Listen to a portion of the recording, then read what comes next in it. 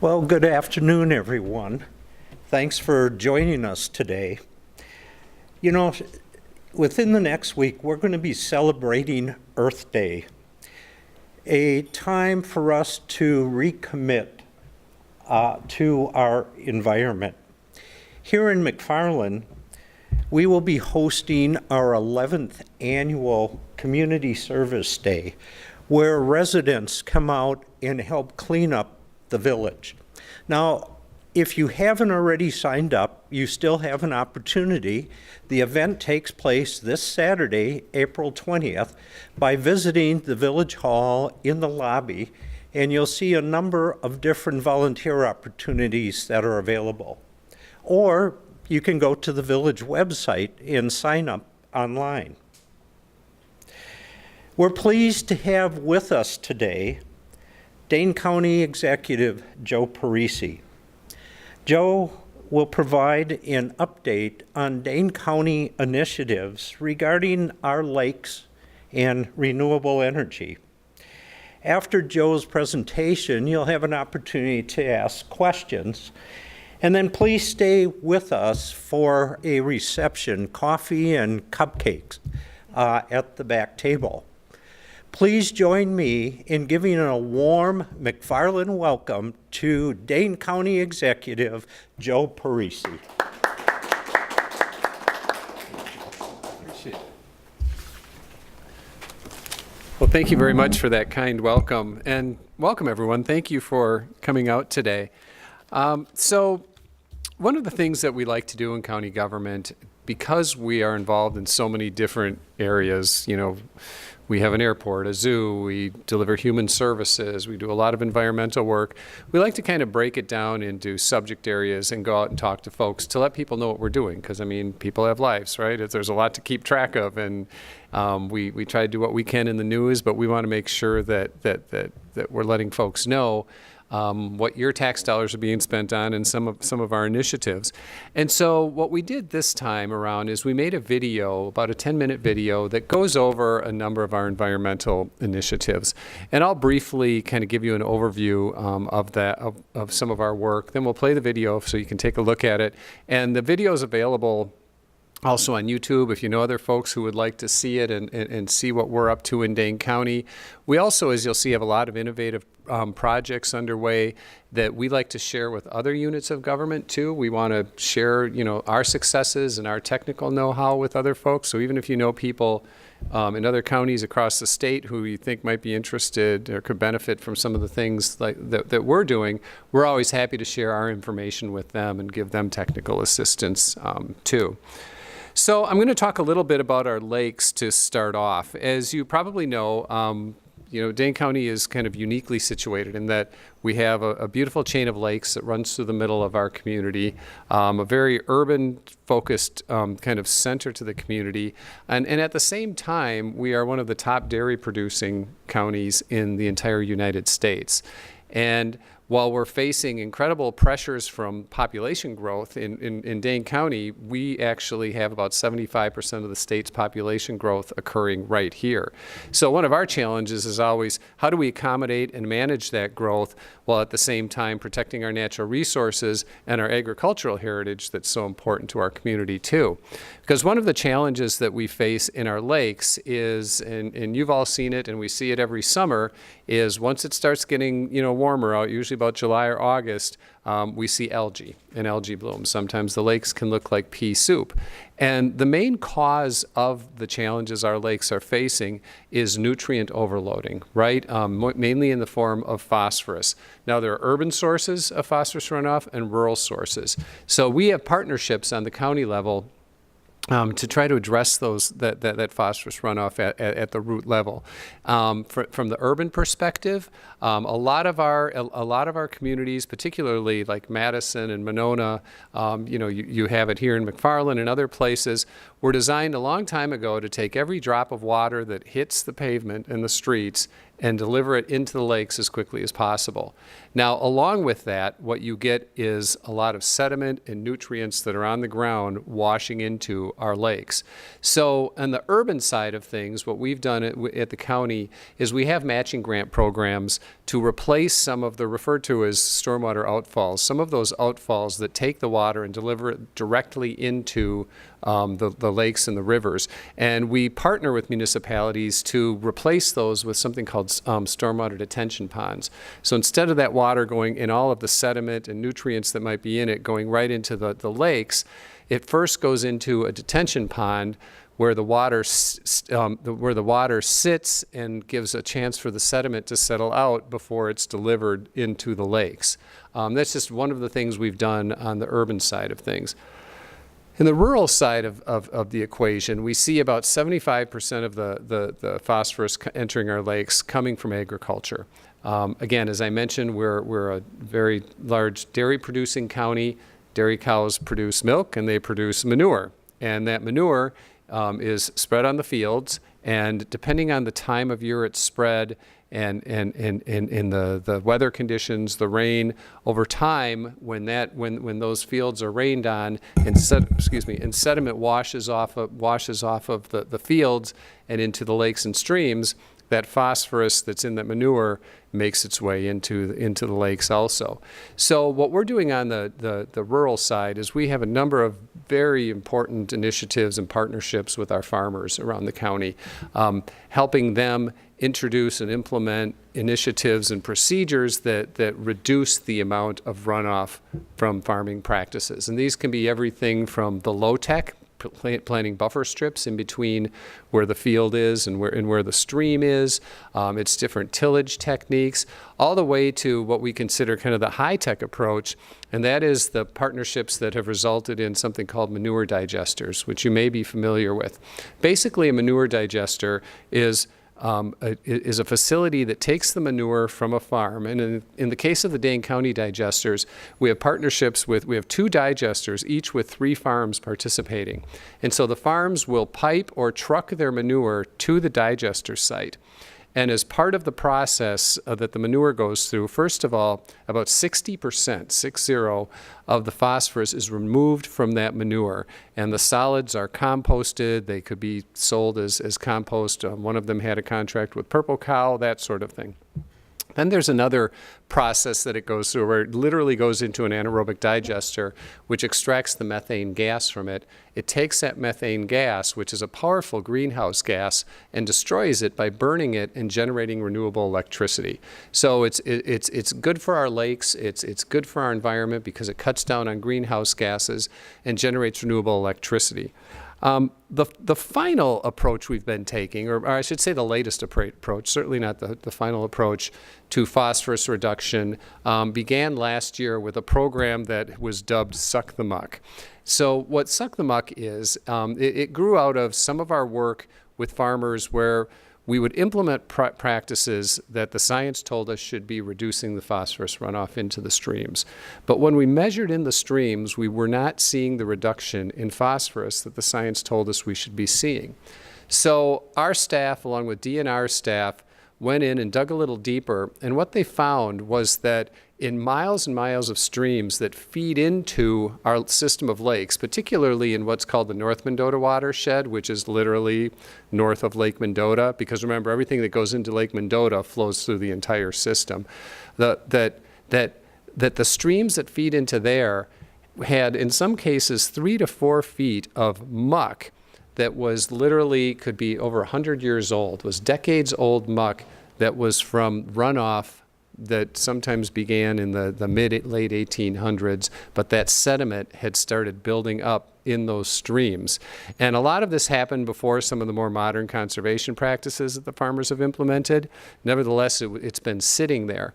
And so we realized soon that unless we remove that sediment and that phosphorus that's already in the water, from the water, in those streams, we were going to have a tough time reaching our goals of reducing phosphorus, because that stuff's, like I said, in the water. When the streams run over it, it carries it right into the lakes.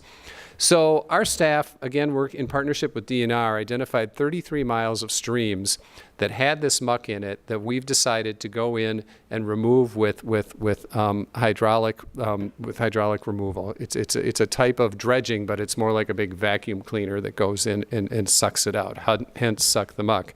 So our folks have been in there. Last year, we did the first 3-mile stretch of river in a place called Dorn Creek in the town of Westport. Removed just tons of sediment from there. And so what's nice is we remove the sediment, get the phosphorus out of the water, and at the same time, we're rehabilitating natural habitat, because a lot of this habitat was choked with that muck. And so we go down to the nice sand and gravel bottoms of those streams, and then so now we get habitat that used to be fish spawning habitat but hasn't been for decades, is now once again available. So it's a really nice kind of dual benefit of habitat restoration and getting that phosphorus out of the water.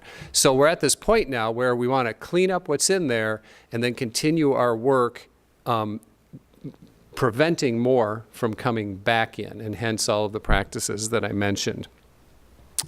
One of the other programs that we've been working on that actually does eventually relate to Clean Lakes work, and I'll circle this around and it'll make sense in a few minutes, has to do with some exciting work that we're doing out at our county landfill. So as you may know, we have a county landfill not too far from here, down Highway 12, the Rodefelt landfill. And for over 20 years, we've been doing some really innovative stuff there. As you may know, landfills generate methane gas. It's, again, a very powerful greenhouse gas, very explosive. So landfills are required to flare that gas off just for safety's sake. Now, I've always looked at that, and a lot of other folks have, and seen it as kind of a waste, right? You have all this natural gas, basically, and you're flaring it off and getting nothing in return. So for over 20 years at the landfill, we've been extracting that gas, and we've been using it to power 3 large electric generators and generating renewable electricity from that waste product. Again, very good as far as reducing greenhouse gases, generating renewable electricity, and bringing in money for the taxpayers. We bring in up to $1 million a year in profit from that. And so that's been a very productive way to deal with that methane, to generate renewable electricity, and to save us some money. One of the challenges we started running into a couple of years ago was the fact that it cost obviously a certain amount of money to run the generators, keep them up, and we need to get a certain price for the electricity in order for that to make sense. Now, on one hand, the good news is the cost of renewables in general have been coming down. Solar power and wind power is now competitive with coal. So it's not only is it better for the environment, but it's cost competitive. Where that harmed us a little bit in Dane County was because it costs so much to generate the electricity we do at the landfill, the utilities no longer are interested in paying us what we need to make for that electricity, because they can get their renewables so much cheaper now. So what we did is started looking at this challenge a couple of years ago and realized, now this is where a little luck and a little skill comes in, right? We must be living right, because there just happens to be an interstate A&R natural gas pipeline running through the property at the landfill.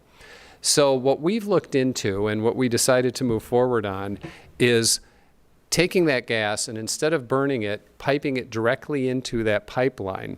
Now, when you look at the cost of natural gas and the price we can get for it, just there it doesn't quite make sense.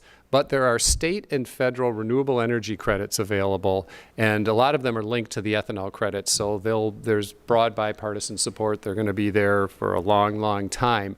When you add those 3 together, those 2 credits and the cost of the gas, it makes it very cost competitive for us to go into this business. So what we have done is we're investing right now, this will be done sometime this summer, in a plant at the landfill that's going to take that gas, clean it to where it needs to be accepted into the pipeline, and then we're going to put it into the pipeline, and then that gas will be used by Quick Trip, and they are going to use it for compressed natural gas to fuel vehicles.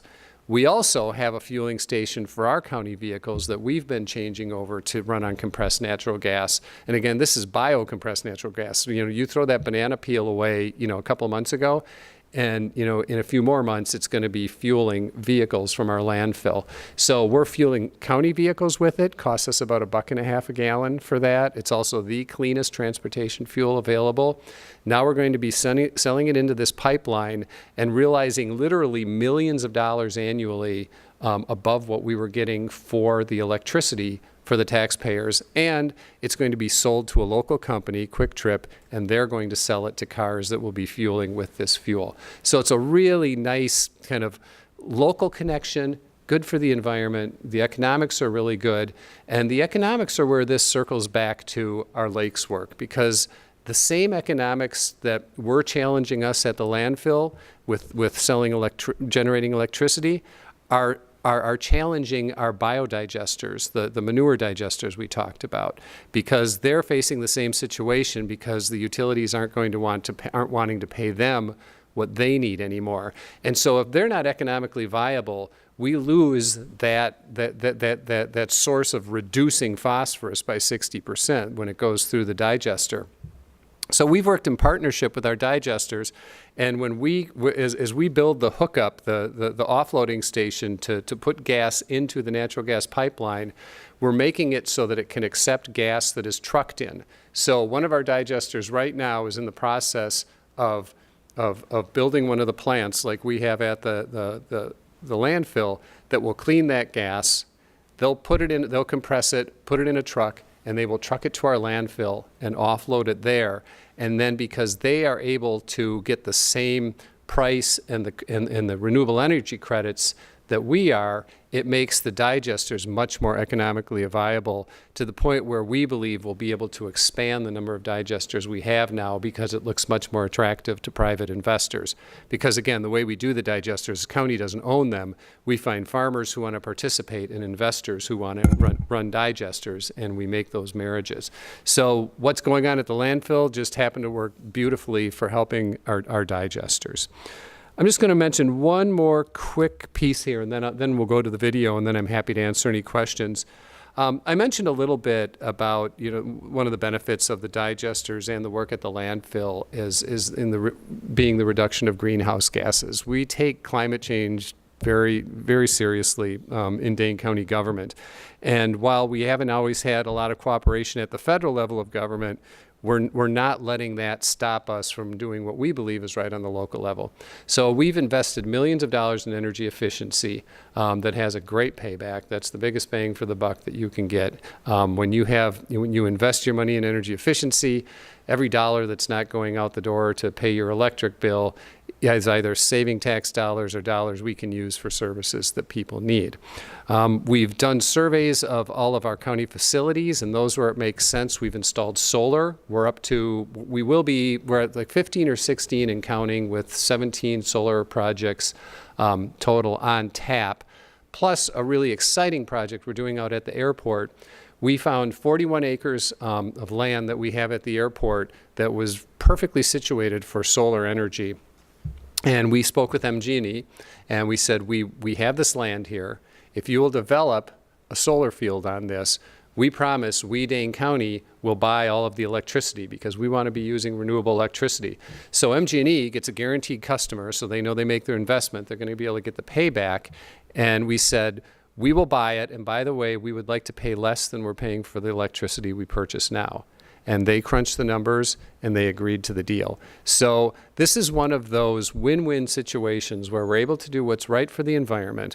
We're able to get less expensive electricity, working with a local utility, and the money that we're investing in this project, for example, rather than sending it out of state to wherever the coal comes from or wherever the oil comes from, this is going to be employing people who are electricians and installers for that solar field. So we're keeping more dollars local, we're generating clean, renewable electricity, and we're going to be saving money for the taxpayers. So this is why I think it's a really exciting time in Dane County government with a lot of good environmental work going on that's benefiting everyone. So again, that's why we made the video. We want folks to know We want folks to know about it, not only the people we represent, but also, as I said, if there are other counties who have a landfill who want to do something like this, we want to help them because we all benefit from using our resources wisely. So I'll show the film quickly. It's about 10 minutes, and then I'm happy to answer any questions.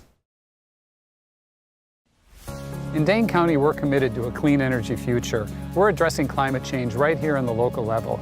We've invested in efficiency, in solar power, and we're investing in other projects with partners throughout the county to show that you can develop clean alternative fuels while at the same time doing the right thing by our taxpayers. And our landfill is one of the most progressive in the nation. We're capturing methane, we're fueling vehicles, we're generating renewable electricity, and we're about to undergo an exciting transformation. I hope you enjoy this video that's going to tell you more about this exciting project that's underway.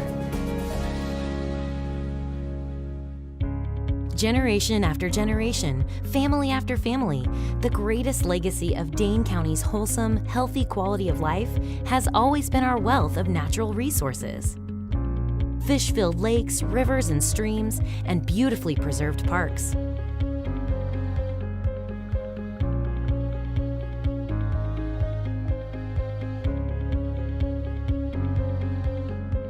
But with riches come responsibilities. The families, corporate citizens, and institutions of this community entrusted us, their Dane County government, to protect this environment and preserve these natural treasures for future generations. To honor that trust at the highest level, the Dane County Office of Energy and Climate Change was founded in 2017. This body is empowered to define, develop, and deploy the action strategies required to do Dane County's part in adapting to the impact of our changing climate by reducing carbon emissions. The momentum of this mission is growing. Dane County is now home to many of the largest solar arrays in the state of Wisconsin. The sun has always shone on Dane County, but now it is also providing over 600 kilowatts of 100% emission-free electricity at 14 sites, which include the new Dane County East District Highway Garage and Medical Examiner's Facility, comprising the second largest municipally owned solar project in Wisconsin, the Dane County Regional Airport, where we are working with partners to develop 41 acres of airport-owned land into a large-scale 8,000 kilowatt solar farm. This will be the third solar installation on the airport campus, which the county already uses to offset energy costs. This new solar farm will be 80 times larger than the other two existing solar installations at the airport. The Dane County Jobs Center will be the county's 16th solar installation. When completed, these projects are expected to generate over 10 million kilowatt hours each year of power. Also included is the Lyman F. Anderson Agricultural and Conservation Center. Another priority for the county is cleaning up the lakes. Protecting the purity of our beaches and lake waters, environmental media filters called beach curtains now shield recreational areas from runoff pollutants. To reduce algae, another innovative initiative called Suck the Muck is now permanently removing decades of phosphorus-laden sediment from 33 miles of waterways feeding the lakes of Dane County.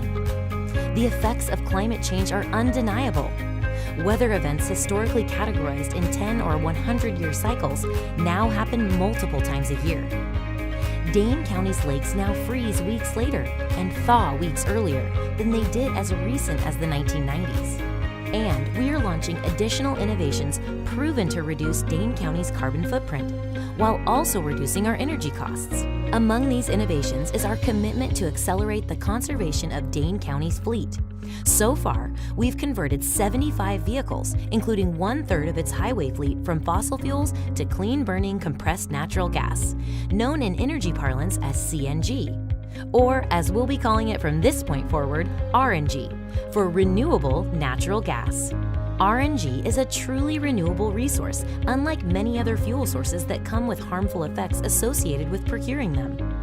This vehicle energy conversion initiative dovetails with Dane County's newest and perhaps most exciting environmental game changer, which we are very pleased to share with you today.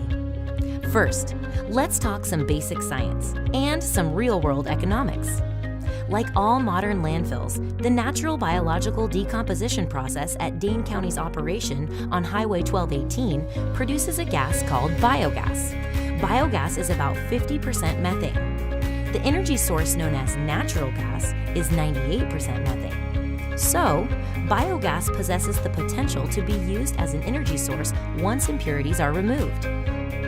Most landfills just burn off their biogas, which is required by law. But for the past 23 years, the methane in Dane County's biogas has been harnessed to generate renewable electricity, which in turn has been sold to local utilities.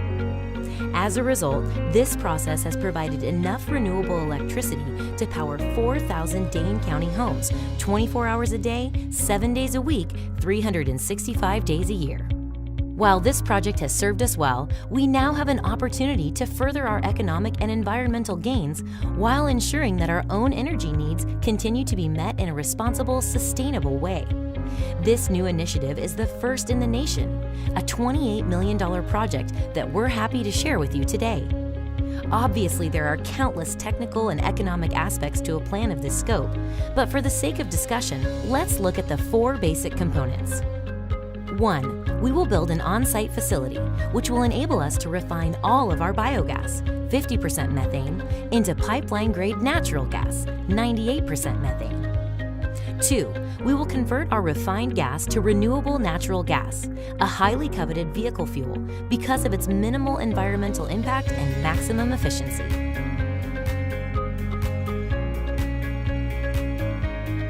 3.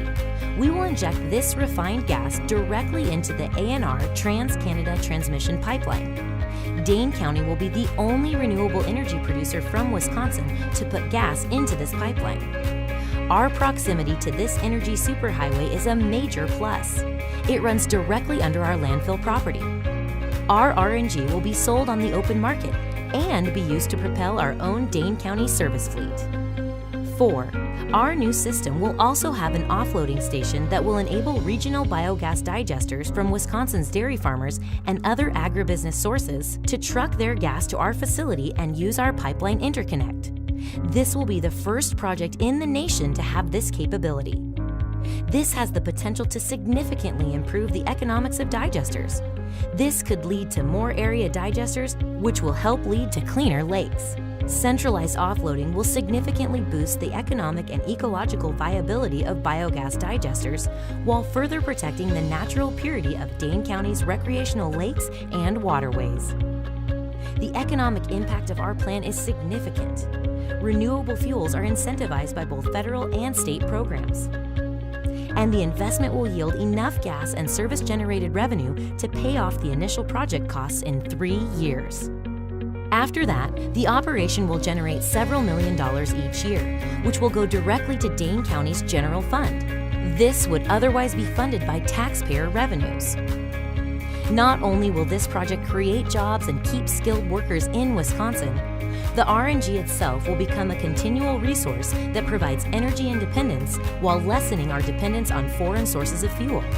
Considering the fact that $12 billion leave Wisconsin for fuel every year, the impact of our keeping those dollars here is fairly evident. The environmental impact is even more profound.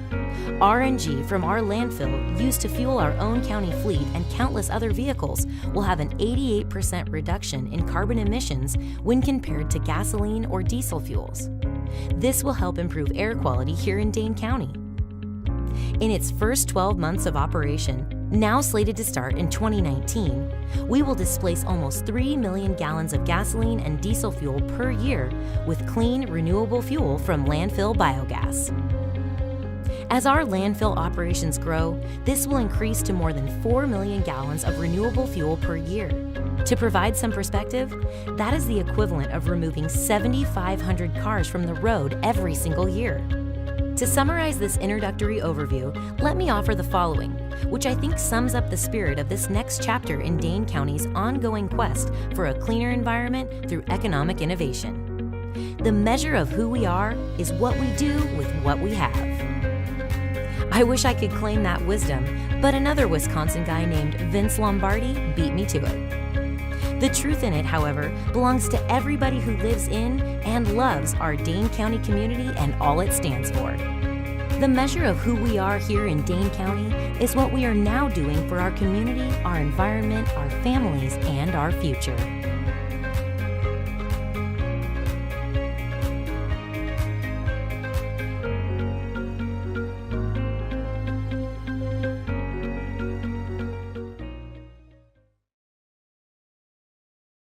right, well, thanks again, everyone, for coming out. I appreciate it and hope this is helpful and look forward to coming out again sometime. Thank you, Mr. President. Appreciate it.